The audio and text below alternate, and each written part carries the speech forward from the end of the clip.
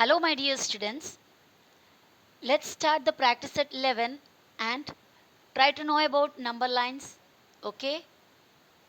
यहाँ पर मैंने दो लाइंस बनाया. ओके अभी ये फिलहाल लाइन्स है, ये नंबर लाइन नहीं है. अगर जैसे मैं इसमें एक नंबर मार्किंग कर लिया तो ये नंबर लाइन बन जाएगा. अगर मैं इन लाइंस में कोई नंबर अगर मैंने मार्किंग कर लिया तो ये नंबर लाइन बन जाएगा. देखो मैंने यहाँ पर 0 मार्किंग किया और ये हुआ 1 2 3 4 इक्वल इक्वल डिस्टेंस डालना 5 6 7. ये अभी क्या बन गया? Number line. पर ये नंबर लाइन में मैंने सिर्फ और सिर्फ किसको ऐड किया हुआ है या किसको एंट्री किया हुआ है? हमारे होल नंबर्स को. होल नंबर यानी 0 1 2 3 4 5 6 है ना. तो ये नंबर लाइन में मैंने सिर्फ और सिर्फ होल नंबर को मार्किंग किया. अब हम यहाँ पर अपॉन वाले यानी फ्रैक्शन को किस तरह मार्किंग करते हैं इसके अंदर, तो हम किस तरह इसको मतलब फ्रैक्शन को एक नंबर लाइन में डालेंगे. अब मुझे एक फ्रैक्शन 3-4 फ्रैक्शंस मेरे हाथ में मिला है. एक समझो 3/4 है और दूसरा 7/4 है और एक 1/4 भी है. तो ये सबको मुझे एक नंबर लाइन में डालना है. तो मैं क्या करूँगी? 0 से स्टार्ट करूँगी जो सादा होल नंबर है. उसके बाद मैं देखूँगी इसके सबके डिनोमिनेटर क्या है? 4. इसका भी 4. तो क्या करूँगी मैं? 4 छोटे छोटे पीसेस लूँगी इक्वल. ओके स्केल यूज़ करना है. स्केल यूज़ करके छोटे छोटे 4 पार्ट्स लेंगे. 1 2 3 यहाँ पे 3 4 5 6 7 8 9 10 11 12 13 14 इस तरह आगे आगे. ओके इक्वल पार्ट्स लिया. उन इक्वल पार्ट में से मुझे मेरा डिनोमिनेटर क्या है? 4. तो 1 2 3 4 ये 0 के बाद 1 2 3 4 फोर्थ वाले में 1 पार्ट 2 पार्ट 3 पार्ट 4 पार्ट. 0 को छोड़कर 1 2 3 4 फोर्थ में मैं 1 डालूंगी. उसके बाद फिर से 1 2 3 4 उधर 2 डालूंगी. 1 2 3 4 यहाँ पे 3 3 के बाद 1 2 3 4 दैट इज 4. तो मेरे जो 0 से 1 तक कितना गैप से 1 2 3 4 का गैप है. यहाँ पर भी 1 और 2 से 2 के बीच में 4 का गैप है. 2 और 3 के बीच में भी 4 का गैप है. क्यों ऐसा कर रहा है? क्योंकि डिनोमिनेटर 4 है. अब मुझे क्या करना है? पहले 1/4 मार्किंग कर लेते हैं. 0 के बाद काउंट करो. ये 1/4 है, ये 2/4 है, ये 3/4 है और ये रहा 4/4. और आप जानते हो 4/4 यानी ऊपर नीचे सेम है तो 1 होता. ओके तो इस तरह यहाँ पर हुआ 4/4 तो 4 और 4 4 1 सा 4 1 हो जाता है वो. और ये हुआ 5/4, ये 6/4, ये 7/4, ये हो जाता है 8/4.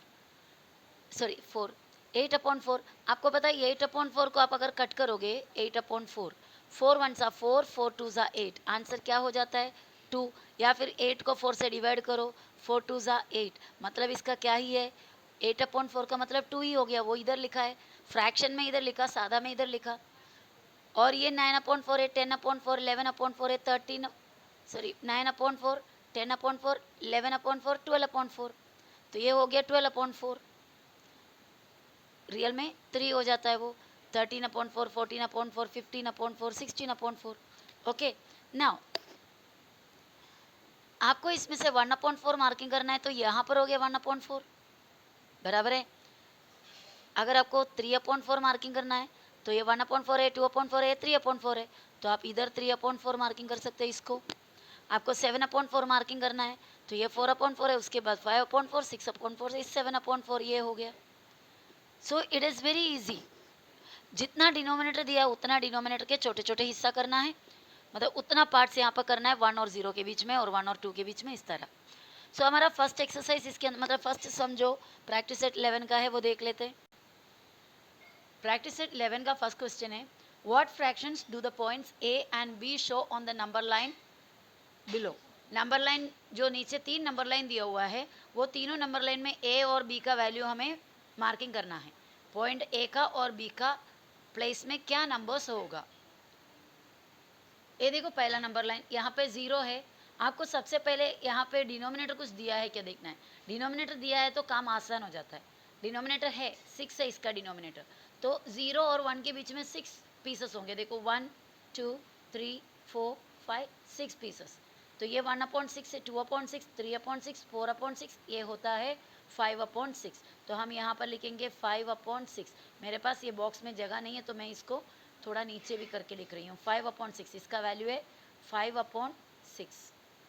ओके, ये हुआ 5/6। और ये बन गया 6/6 जिसका वैल्यू 1 होता है।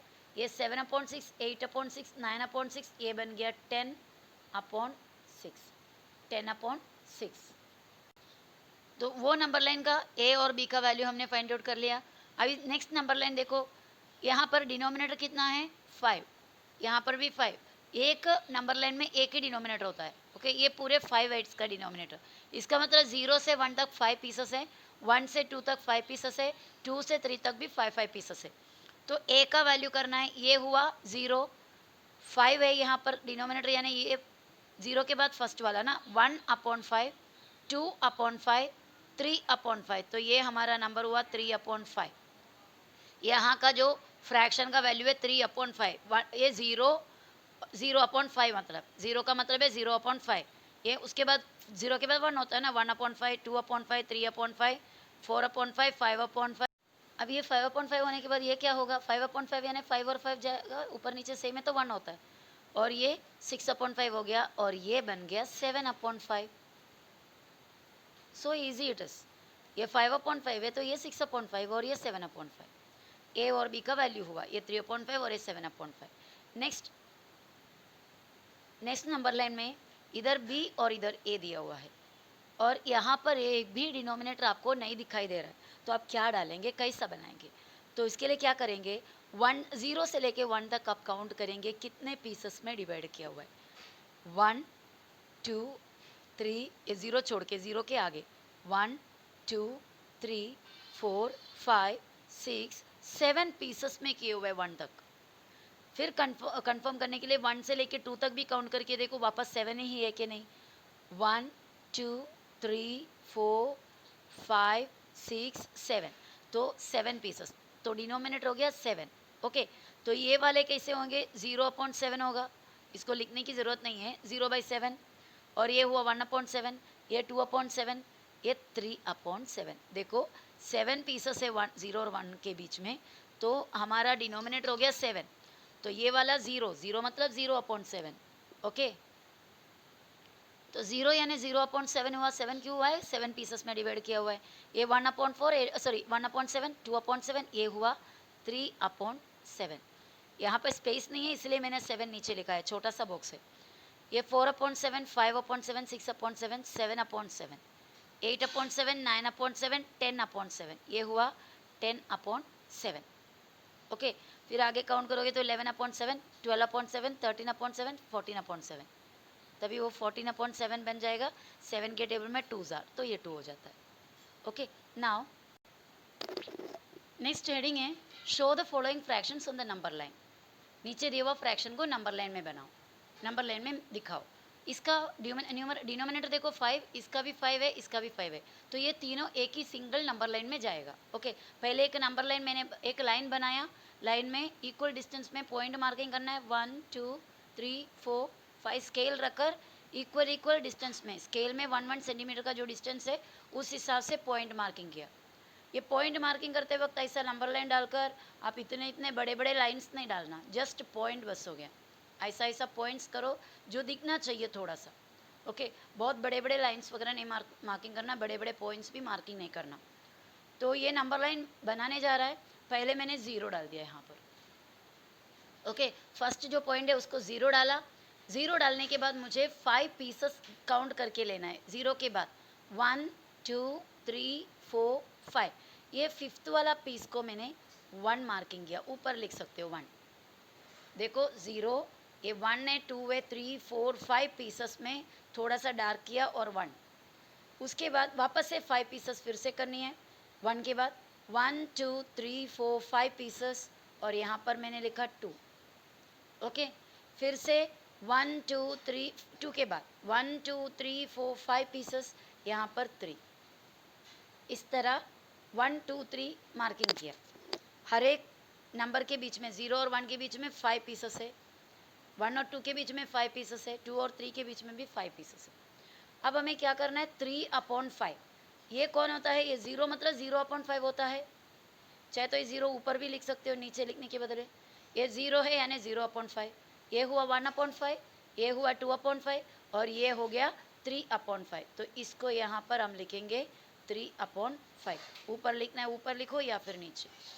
3/5 को मार्किंग किया, ये पॉइंट। ओके, उसके बाद ये हुआ 4/5। ओके, ये 5/5। नेक्स्ट हमें कौन सा चाहिए, 6/5। तो 6/5 के लिए क्या करो, 3/5 से आगे काउंट करो, इधर से काउंट करने की जरूरत नहीं है। ये 3/5 है तो ये 4/5 होगा, ये 5/5 होगा, ये हो गया 6/5। ये वाला है 6/5। चाहे तो आप इसको एक छोटा सा सर्कल डाल सकते हैं, तो ये क्लियरली पता चल जाएगा कौन से पॉइंट को आपने मार्किंग किया है करके। ठीक है, और उसके बाद हमें नेक्स्ट वाला कौन सा है, 2 इंटीजर 3/5 चाहिए, 2 एंड 3/5। तो आप क्या करेंगे, इधर तो ऐसा कुछ नहीं पॉसिबल है, तो आप क्या करो, पहले सीधे 2 पे जाओ। ये 2 पे पहुंच गया, 2 के बाद आप 3/5 काउंट करो, यानी यहाँ के बाद आप 1 से शुरू करेंगे। 2 पे जाने का पहले 0 से नहीं देखना है, 2 से देखना है। ये सब हमने 0 से काउंट किया, 1/5, 2/5, 3/5 है ना। 0 के बाद 1/5 काउंट किया, 2/5, 3/5, 4/5, 5/5, 6/5। लेकिन यहाँ पे हमें 2 के बाद से काउंट करना है, तो 2 पे गया, 2 के बाद से 3/5 काउंट करना है, 1/5, 2/5, 3/5। तो ये वाला पॉइंट हो गया 2 इंटीजर 3/5। इसका मतलब 2 के बाद 3/5। ये अच्छा से 3 नहीं बन रहा है, ऊपर लिखती हूँ 2 इंटीजर 3/5। ये एक्चुअली मैं एक मार्कर क्या बोलेंगे, स्केच पेन से लिख रही हूँ, तो इसके लिए इंक स्प्रेड हो रहा है। तो ये 2 इंटीजर 3/5 है। कौन सा पॉइंट, ये वाला पॉइंट। वो कैसा फाइंड आउट किया, 2 के बाद 1/3, 1/5, 2/5 ऐसा काउंट किया। अगर आपसे 1 इंटीजर 4/5 पूछे होते तो आप क्या करते थे, 1 तक आते डायरेक्ट, उसके बाद इधर से काउंट करते थे 1/5, 2/5, 3/5, 4/5। तो ये वाला पॉइंट होता था 1 इंटीजर 4/5। क्लियर है। नेक्स्ट वाला हमारा नेक्स्ट क्वेश्चन है 3/4, 5/4 और 2 इंटीजर 1/4। ये तीनों को मार्किंग करना है। तो जिस तरह पहले किया वैसा एक नंबर एक लाइन बनाया और उसमें स्केल रखकर एक एक एक एक सेंटीमीटर का गैप में, इक्वल गैप में डॉट्स डाले हैं। और ये हुआ 0। ओके, यहाँ पे डिनोमिनेटर 4 है, तो आपको 4 का गैप लेना है। 0 के बाद 1 2 3 4 और यहाँ पे 1। उसके बाद फिर से 1 2 3 4 2, 1 2 3 4 3। ओके, आगे है 1 2 3 और नहीं मार्किंग किया है, छोड़ दो। अभी 3/4 किधर से काउंट करेंगे, 0 के बाद से। 0 मतलब 0/4 होता है।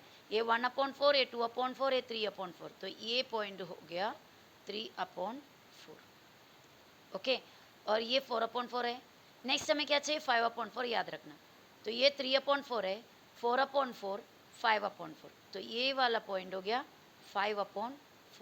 नेक्स्ट वाला हमें 2 इंटीजर 1/4 चाहिए, यानी 2 और 1/4। 2 पे जाओ और उसके बाद 1/4 यानी सिर्फ एक आगे। 2 के बाद एक से काउंट करना है, 2 इंटीजर 1/4 यानी ये पॉइंट। तो ये लिखेंगे 2 integer 1/4। Okay, is it clear.